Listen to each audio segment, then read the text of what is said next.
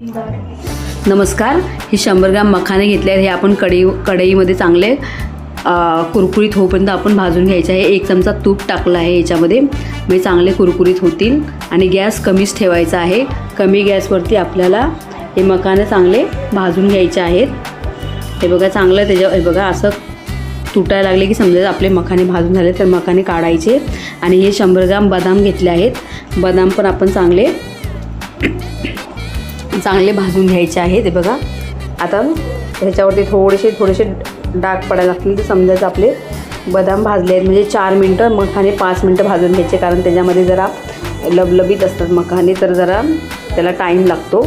आता ही 100 ग्राम बडीशेप घेतली आहे. तर बडीशेप पण आपण भाजून घ्यायची आहे चांगली कुरकुरीत होईपर्यंत, म्हणजे करपवायची नाही आहे, चांगली कुरकुरीत होईपर्यंत भाजून घ्यायची. आता हे सगळं एका वाडग्यामध्ये टाकून घ्यायचं. आता ही धागेवाली खडीसाखर आहे. तर खडीसाखर पण मी 100 ग्राम घेतली आहे.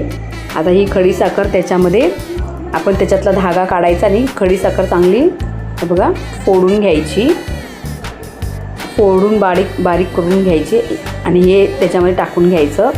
आता टाकलं की हे आपण सगळं एका मिक्सरच्या भांड्यामध्ये आपण बारीक वाटून घेणार आहोत. तर मिक्सरच्या भांड्यामध्ये टाकायचं. आणि हे बघा आपला मस्त मुलांच्या शारीरिक विकासासाठी ही पावडर, मुलांच्या शारीरिक विकासासाठी ही पावडर खूप महत्त्वाची आहे. त्यांच्या हाईटसाठी महत्त्वाची आहे आणि डोक्याच्या विकासासाठी पण महत्त्वाची आहे. तर तुम्ही ही पावडर बनवून आपल्या मुलांना द्या, कारण त्यांचा शारीरिक विकास चांगला होईल. आणि उगाच बाहेरून पावडर आणण्यापेक्षा आपण ही घरच्या घरीच आपण चांगली बनवू शकतो.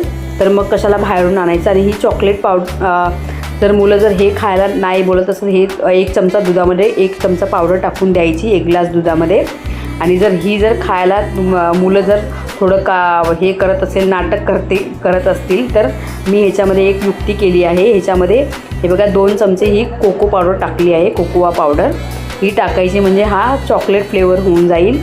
आणि ह्याच्यामुळे तर मुलं एकदम हे आवडीने पितील, कारण बाहेर चॉकलेट हॉर्लिक्स वगैरे मिळतं, त्याच्यापेक्षा हे आपलं घरच्या घरी बनवलेलं कधीही चांगलं. तर तुम्ही ही पावडर बनवून मुलांना द्या.